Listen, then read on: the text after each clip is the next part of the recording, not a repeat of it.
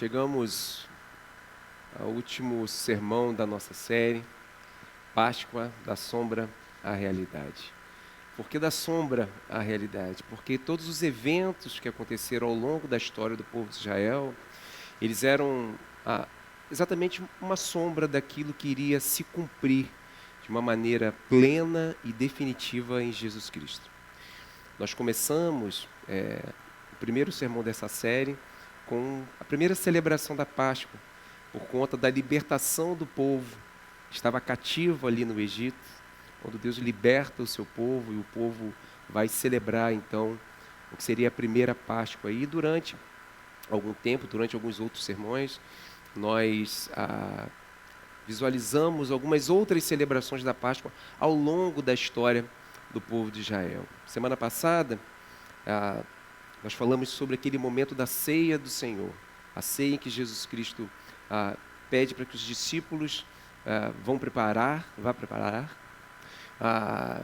e naquele momento ali, quando os discípulos vão se reclinar à mesa, como um momento onde normalmente se olha para trás, se lembra da libertação do povo, Jesus aponta para si e fala sobre o seu sacrifício iminente que estava prestes a acontecer. Ele vai falar sobre o pão que é dado, em nosso favor, o pão que simboliza o seu corpo dado em nosso favor, e o vinho que simboliza o seu sangue derramado na cruz também em nosso favor. E hoje nós chegamos então no último sermão da série. Eu quero já convidar você a abrir sua Bíblia no livro de Marcos, capítulo 16, do versículo 1 ao versículo 8. Marcos 16, do versículo 1 ao versículo 8. O texto vai ser projetado na versão NVI, mas eu peço que você, por gentileza, mantenha a sua Bíblia aberta. Vamos percorrer em alguns outros textos. Vai ser importante que todos acompanhem. A palavra de Deus diz o seguinte: quando terminou o sábado, Maria Madalena, Salomé e Maria, mãe de Tiago, compraram especiarias aromáticas para ungir o corpo de Jesus. No primeiro dia da semana, bem cedo, ao nascer do sol, elas se dirigiram ao sepulcro, perguntando umas às outras: quem removerá para nós a pedra da entrada do sepulcro? Mas, quando foram verificar, viram que a pedra, que era muito grande, havia sido removida. Entrando no sepulcro, viram um jovem vestido de roupas brancas assentado à direita e ficaram amedrontadas. Não tenham medo, disse ele. Vocês estão procurando Jesus, o Nazareno que foi crucificado. Ele ressuscitou, não está aqui. Vejam o lugar onde haviam posto. Vão e digam aos discípulos dele e a Pedro: ele está indo adiante de vocês para a Galiléia. Lá vocês o verão, como ele lhes disse. Tremendo e assustadas, as mulheres saíram e fugiram do sepulcro, e não disseram nada a ninguém, porque estavam amedrontadas. Vamos orar mais uma vez? Deus, obrigado pela tua palavra. Pedimos que o Senhor ilumine o nosso pensamento, a nossa mente, para que possamos compreendê-la e aplicá-la na nossa vida. Pedimos isso, Deus, e suplicamos, em nome de Jesus Cristo. Amém.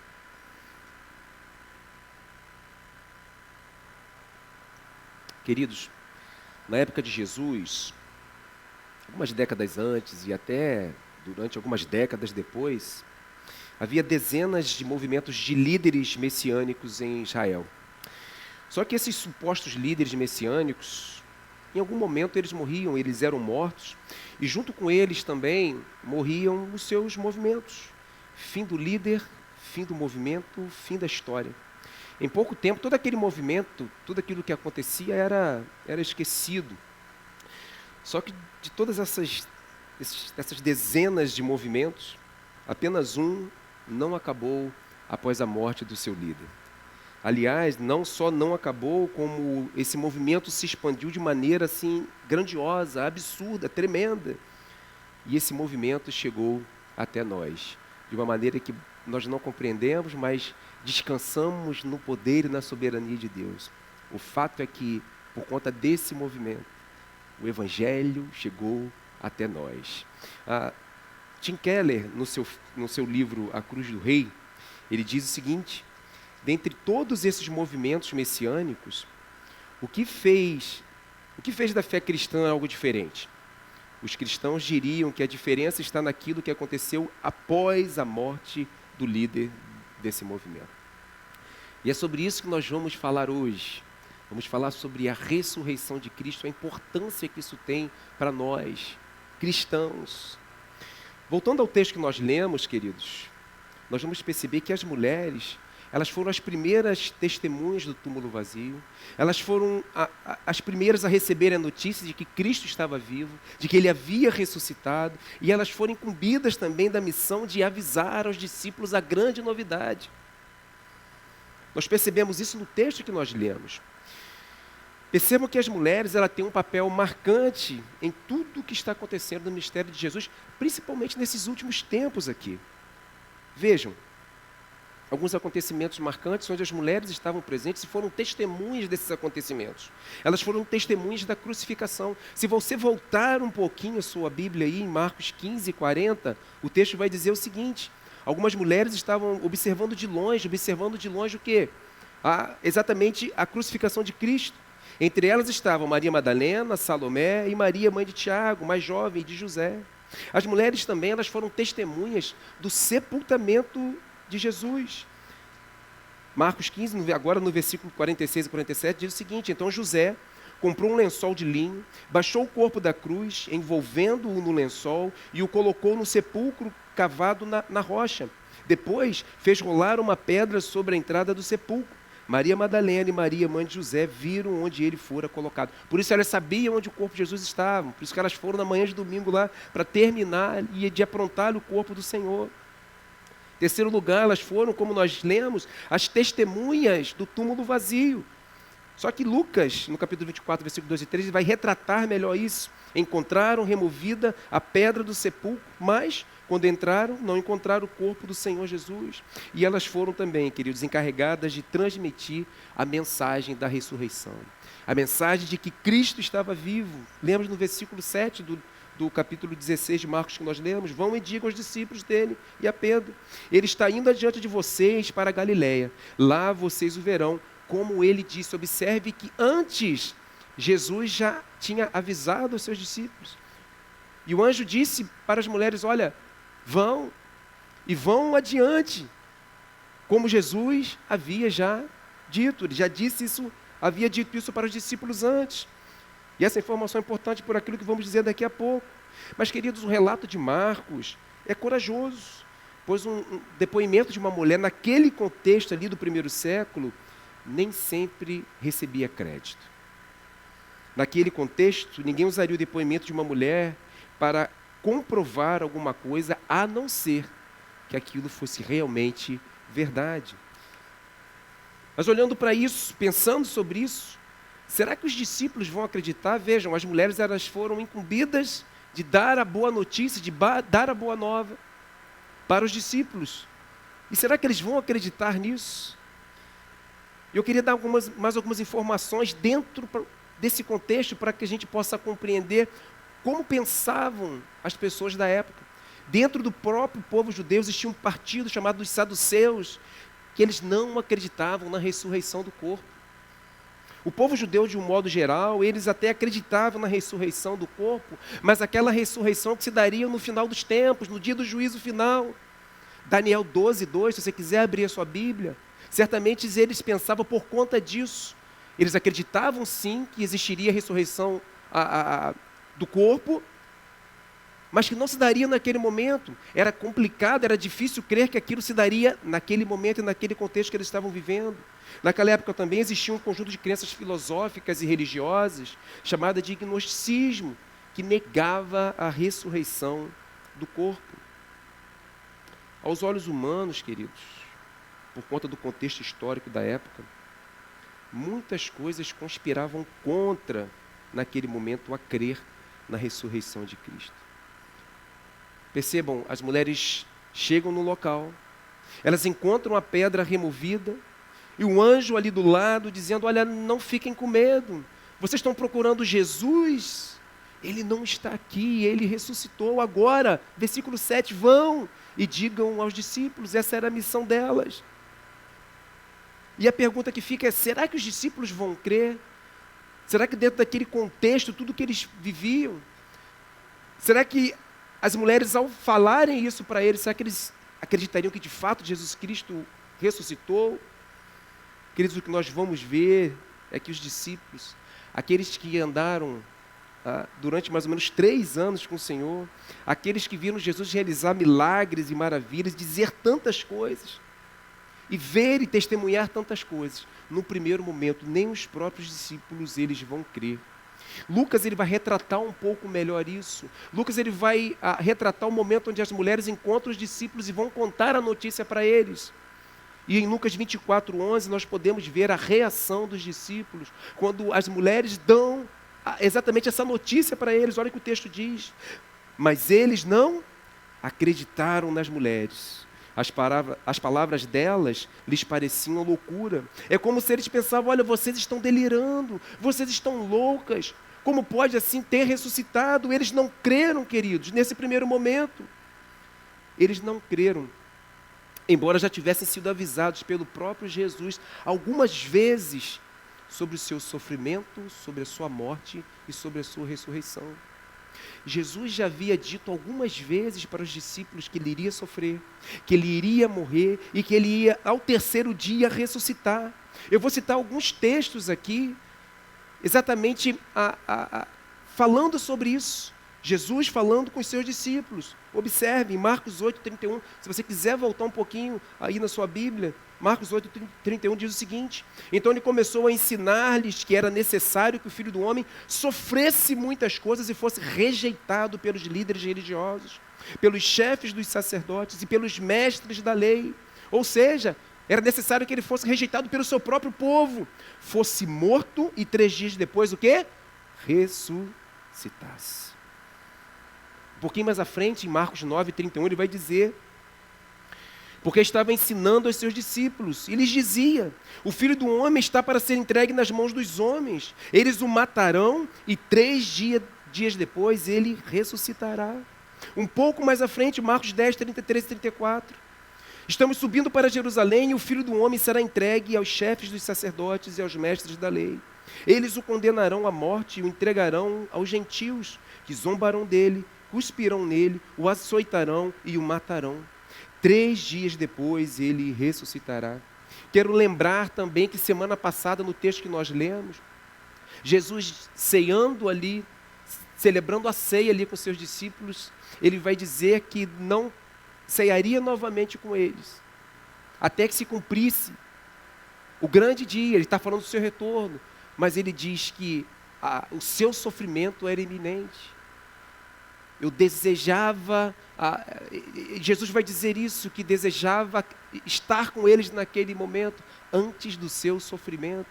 Alguns dias antes desse momento que Jesus havia falado, olha, eu estou ceando com vocês, e eu ansiava por isso, e eu queria fazer isso antes do meu sofrimento. Queridos, mesmo sendo avisados por Jesus, algumas vezes sobre essas coisas que iriam acontecer, e tendo ouvido o testemunho das mulheres dizendo que Cristo não estava mais lá, que ele havia ressuscitado, eles não creram.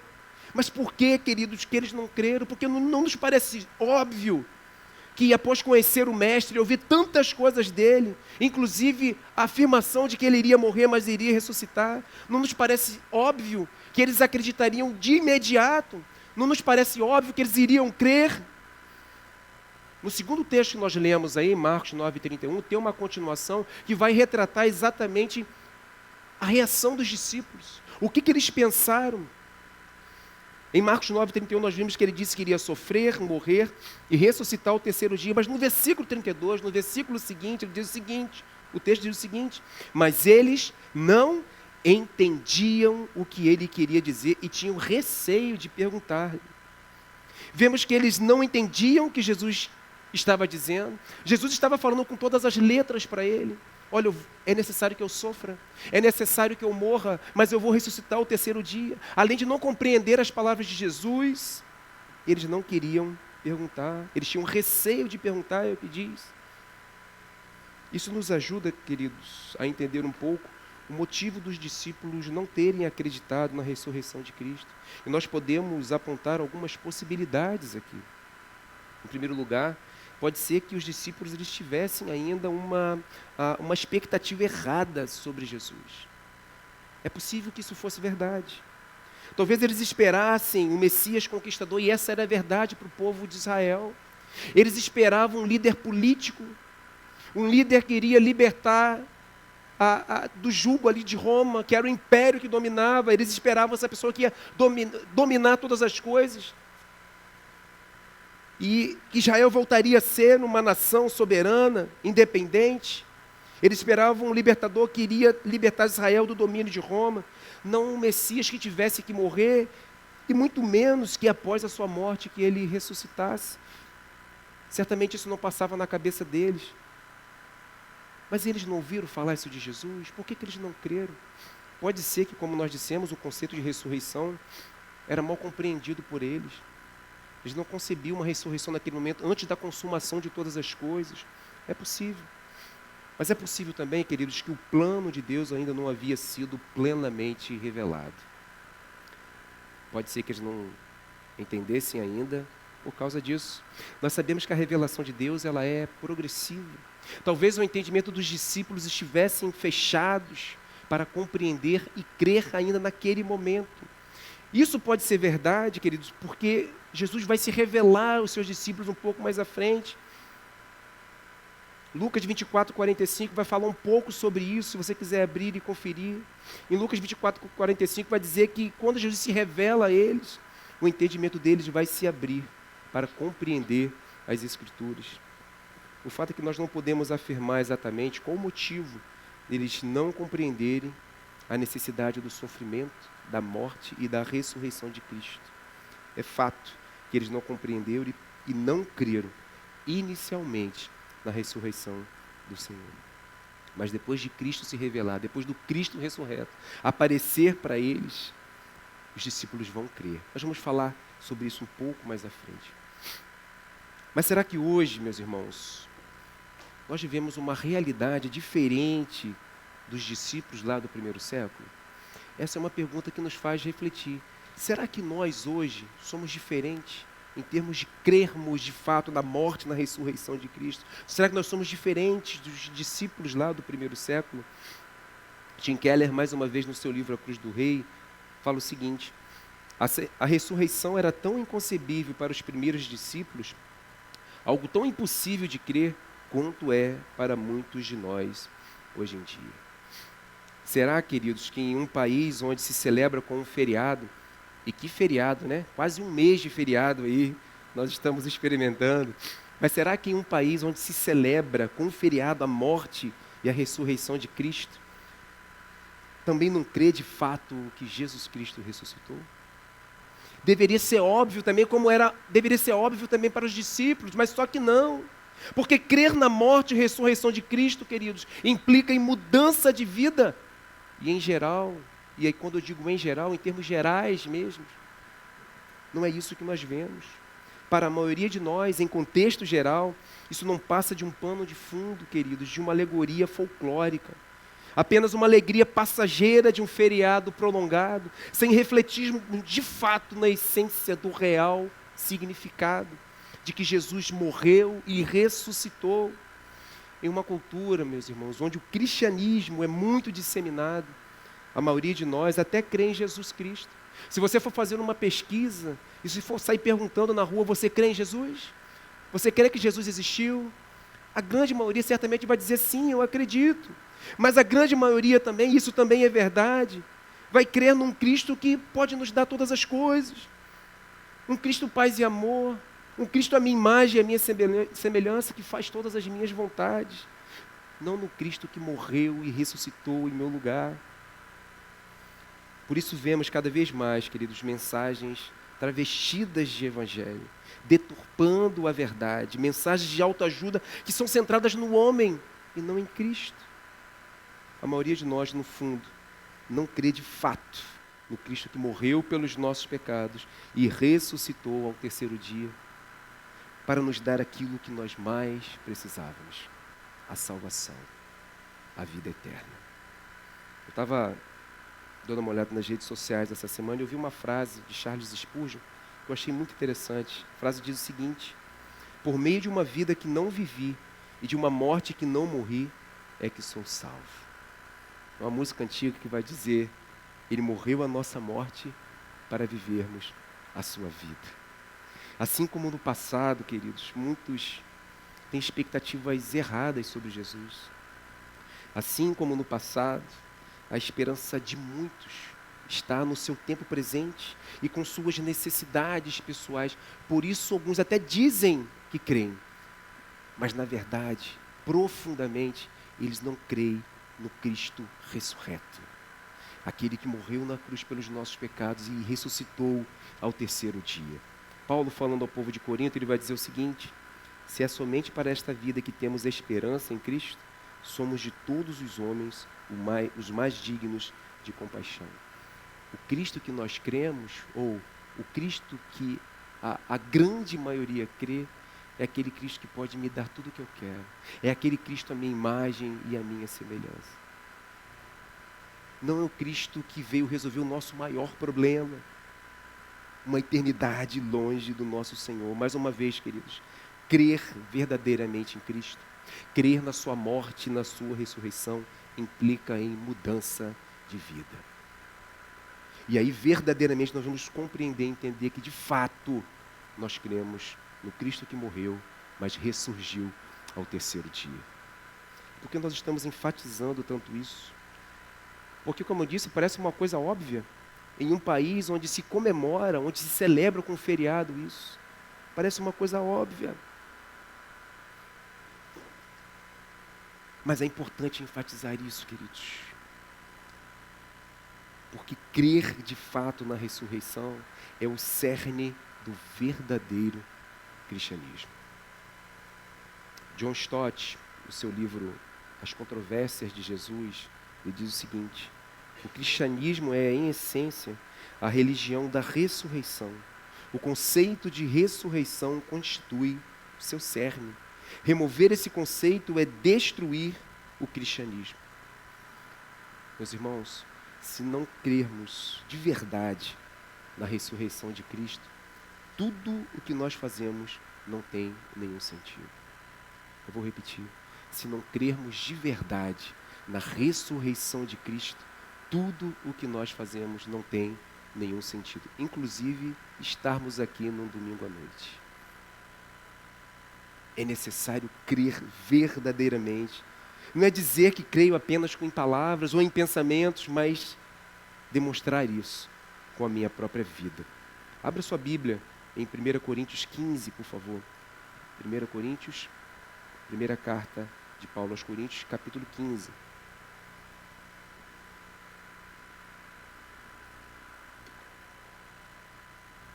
O apóstolo Paulo, queridos, falando para o povo de Corinto, ele vai tratar desse assunto de uma maneira enfática. A questão da necessidade de crermos verdadeiramente na ressurreição. Primeiro ele começa ratificando que de fato Jesus Cristo morreu e ressuscitou, versículos 3 e 4. Pois o que primeiramente eu lhes transmiti foi o que recebi, que Cristo morreu pelos nossos pecados, segundo as Escrituras, foi sepultado e ressuscitou no terceiro dia, segundo as Escrituras. Os cristãos de Corinto, eles não acreditavam na ressurreição do corpo, embora eles acreditassem na ressurreição de Cristo. E precisamos lembrar que o gnosticismo era muito enraizado ali, era muito presente naquela cultura. E Paulo segue falando, versículo 12. Ora, se está sendo pregado que Cristo ressuscitou dentre os mortos, como alguns de vocês estão dizendo que não existe ressurreição dos mortos? O que Paulo está dizendo é o seguinte: se vocês não creem na ressurreição dos mortos, logo, vocês não creem também na ressurreição de Cristo. E se não cremos na ressurreição de Cristo, a nossa fé é inútil, não faz sentido. E ele segue dizendo no versículo 13 e versículo 14, se não há ressurreição dos mortos, nem Cristo ressuscitou. E se Cristo não ressuscitou, é inútil a nossa pregação, como também é inútil a fé que vocês têm. Se Cristo de fato não ressuscitou, é inútil eu pregar para vocês, Paulo está dizendo. E é inútil também a fé que vocês dizem que têm. Negar a ressurreição de Cristo, queridos, é negar também a sua morte sacrificial. E isso implica dizer que nós ainda estamos mortos em nossos pecados e delitos. E isso é terrível. Não basta crer no Cristo histórico, aquele Cristo que todos creem, que todos acreditam que um dia existiu, que um dia esteve aqui. Precisamos crer de todo o nosso coração na vida perfeita de Cristo, na sua morte sacrificial e na sua ressurreição. Como eu posso saber se de fato eu creio nessa verdade? Se Cristo se revelou a você, a sua maneira de viver, ela vai refletir aquilo que você crê. E eu pergunto para você, Cristo já se revelou para você? Lucas 24, do versículo 36 até o versículo 44, vai mostrar exatamente o momento em que Jesus ele se revela aos discípulos. Após as mulheres aparecerem, eles não crerem, mais na frente um pouco, o próprio Jesus, o próprio Cristo ressurreto, ele vai aparecer aos seus discípulos. E eles ficam espantados, lógico, porque lembre-se que no primeiro momento eles não creram. Eles vão ficar meio aterrorizados. E Jesus diz para eles, olha, sou eu. Vejam o meu corpo, toquem em mim, olhem as minhas mãos. E queridos, mediante a revelação de Cristo aos seus discípulos, eu quero compartilhar com vocês o versículo que já está projetado ali. Mediante a revelação de Cristo, diz o texto, então lhes abriu o entendimento para que pudessem compreender as Escrituras. E essa é a lição para mim e para você. Quando Cristo se revela a nós, o nosso entendimento se abre para compreender e crer. Os discípulos não tinham compreendido e no primeiro momento, eles também não creram. Mas mediante a revelação do próprio Cristo ressurreto, a mente se abriu o entendimento para que eles pudessem compreender as Escrituras. E a partir daí, a vida dos discípulos muda radicalmente. Basta olharmos para todo o livro de Atos, por exemplo, e ver a consequência de uma experiência com o Senhor. A consequência da revelação de Cristo na vida dos discípulos. E, consequentemente, queridos, é o que nós vemos. Nós passamos a viver uma vida que o agrada. Como eu posso saber se de fato eu creio na ressurreição de Cristo? Se Ele já se revelou a mim. Porque quando Cristo se revela a nós, queridos, nós passamos a compreender, e não só isso, mas a crer, e não só isso, a viver uma vida de acordo com a sua vontade. Uma vida que reflita essa verdade. Jesus Cristo morreu por mim e ressuscitou ao terceiro dia. Eu quero concluir, queridos, fazendo duas perguntas e trazendo duas respostas. Na realidade, nós já falamos sobre isso. E eu quero só trazer uma reflexão para mim e para você. A primeira pergunta é, o que Cristo fez por mim? Parece uma pergunta, né? Mas isso é fundamental para a nossa compreensão do Evangelho. O que Cristo fez por mim? Queridos, Cristo ele veio em minha direção. É o próprio Deus que veio em nossa direção. Filipenses 2 vai dizer que ele deixou a sua glória. Ser o próprio Deus não era algo que ele devia se apegar, mas ele se humilha, se torna um de nós. Ele vem em nossa direção. Inclusive no texto que nós lemos no início, na abertura do culto, fala que o Cordeiro já existia antes da fundação do mundo. É o plano de Deus para redimir o seu povo. É um Deus que vem em nossa direção. E por que ele vem em nossa direção? Porque nós éramos incapazes de irmos na direção dele.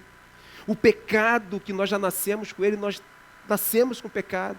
Nascemos pecadores. É isso que Paulo vai dizer aos romanos. Porque todos pecaram e separados, destituídos estão da glória de Deus. E o salário do pecado é a morte. Então nós éramos incapazes de ter a iniciativa de ir novamente em direção ao Senhor. Por isso ele vem em nossa direção. Ele vive uma vida perfeita e sem pecado. É o Cordeiro de Deus que tira o pecado do mundo. Se no passado precisou o sacrifício de um cordeiro, do sangue nos umbrais, para que o povo pudesse ser liberto, pudesse ser poupado da morte e ser liberto. Isso apontava para Jesus Cristo, que veio e viveu uma vida perfeita, sem pecado. Ele morre na cruz para me libertar da escravidão do pecado. O pecado que estava enraizado em mim agora não me domina mais. Não pelo que eu posso produzir, mas pelo que Ele fez na cruz. Nós falamos sobre isso semana passada. Ele disse: esse pão, isso é o meu corpo dado em favor de vocês. Ele é o nosso substituto. Por quê?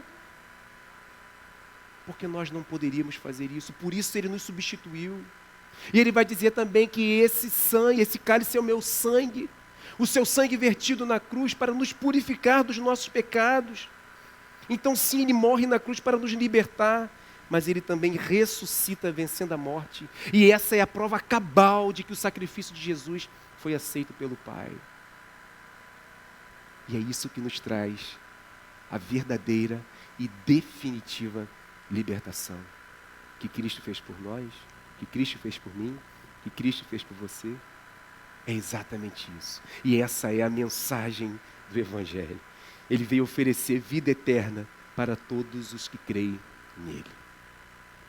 E a segunda pergunta que eu quero fazer, e trazer uma reflexão para nós, é: o que eu preciso fazer? Se Cristo fez isso tudo por mim, o que eu preciso fazer?